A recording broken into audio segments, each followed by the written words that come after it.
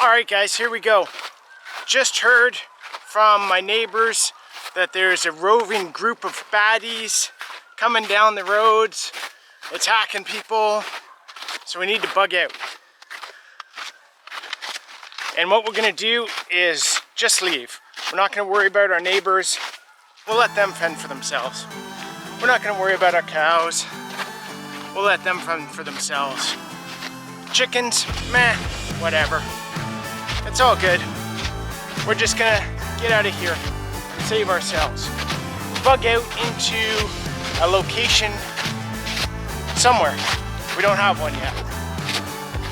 Why aren't we staying? Why aren't the kids and Bridget with me? Why aren't I getting together with the neighbors and basically work together? Because I want to prove a point here. And I'm about to bug out. I can't use the roads because there's baddies coming, you know. That's really the only reason I can think of for bugging out. And so I'm gonna head back into the bush where they can't find me and we'll sneak off. But I ran into my first problem. I'm at the end of the trail. So,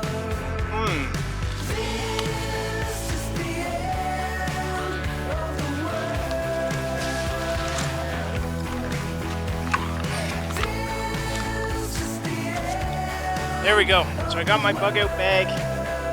I'm gonna have to put on my snowshoes if I want to get across this.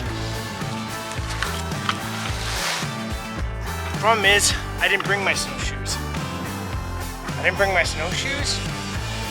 I didn't bring my warm boots. I didn't bring any of my winter gear. I don't actually have any food. And a change of clothes. Problem was, I ran out of room in my bag. And it's already pretty heavy. So right now I just have my one tent that would actually fit all of us, my sleeping bag, a couple mags, my knife, and that's about it. So I guess the point I'm just trying to make quickly right here with this is in a lot of parts of Quebec, in Ontario, out east, there's certain weather things that we have called snow.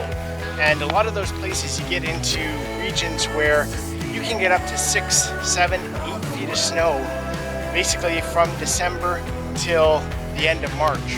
And you'll get so much snow that you need snowshoes or skis to move around on.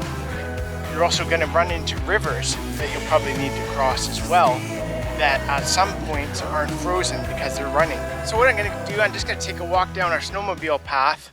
I'll leave my pack and stuff there, but I just want to kind of talk to you about it and show you some stuff too. There's one right there.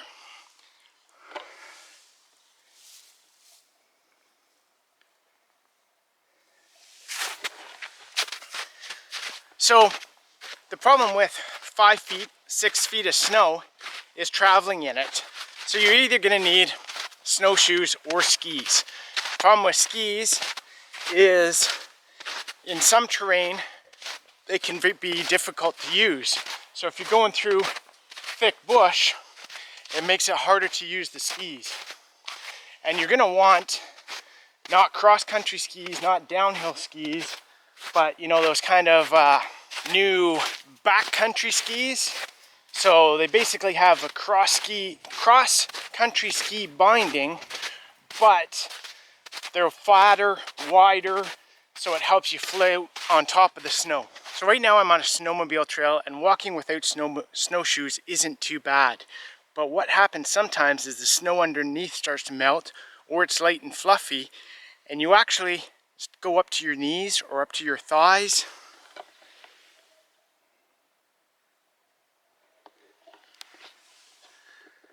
And then walking in that is not so much fun, and it's extremely tiring, especially if you're carrying a heavy backpack. So, where are we at? Basically, my pack's not big enough to carry everything I need to bug out in winter. I would need to pull a toboggan or a sled, basically to carry all the stuff I need personally. As well, if I'm bugging out with a family, I think everyone's going to need their own sled too to start pulling stuff. Where are you going? You need somewhere to go. In a lot of places like we are, if you keep going north, you're not going to run into much at all, just more forest. You might run into a cabin, a hunter's cabin or something like that, which maybe you can hold up and that sort of thing. But again, you only have so much food, right? You can't carry a lot of food, especially for your family. So now you need to start hunting, and hunting in the middle of this is crazy. So trying to get a deer or moose or that sort of thing in the middle of winter isn't the funnest. So that basically leaves bugging out till late spring, early summer, and fall for us. But then again, if we do that, we'd be leaving our animals behind. We'd be leaving our friends and neighbors behind, which I don't think is a good idea.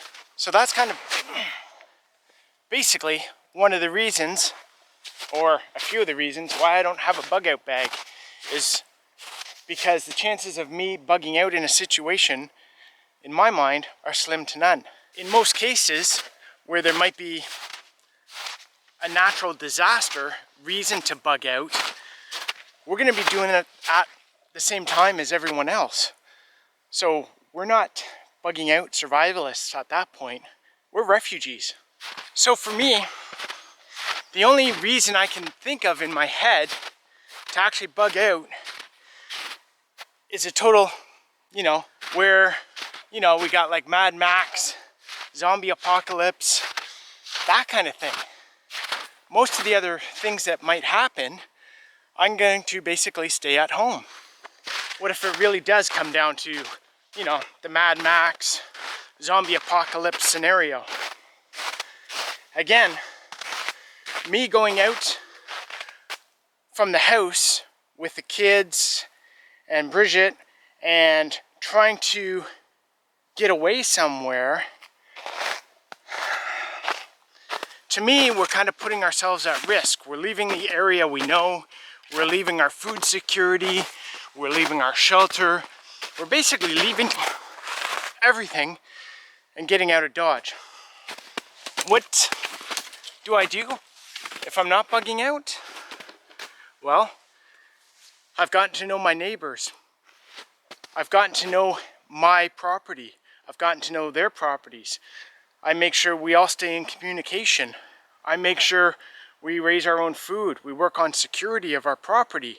We try to do things in our area where if we do have a situation, we can all rely on one another and try and get through the situation that's happening. When I was younger, I used to love that romantic scenario of bugging out and living in the woods, but not really anymore. I know more things. I'm better prepared in other ways. Now, granted, I don't live in the city. So if you live in the city and you're, again, in some, end of the world situation, you're gonna probably need to get out of there.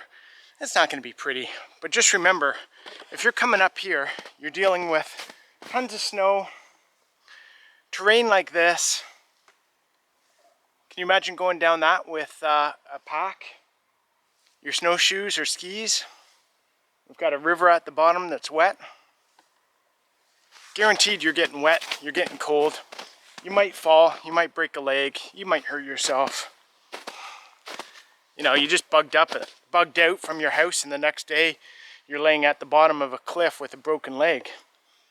That's no fun. So, in wrapping up, if you live in the city, definitely, try and figure out a way to get out of there if stuff goes bad. But in most cases, getting to know your neighbors, coming up with a plan with them, working together for any issues that go on, you're going to be much better off than trying to survive out in the wilderness and carrying all your gear with you to try and do that. So that's just my 2 cents anyway. Take that for what it's worth and work on a situation that works for you. So thanks again for watching, guys. If you found this a bit informative, awesome. Great to hear. Hopefully it just sparks some things in your head about, you know, developing a good community. Love ya.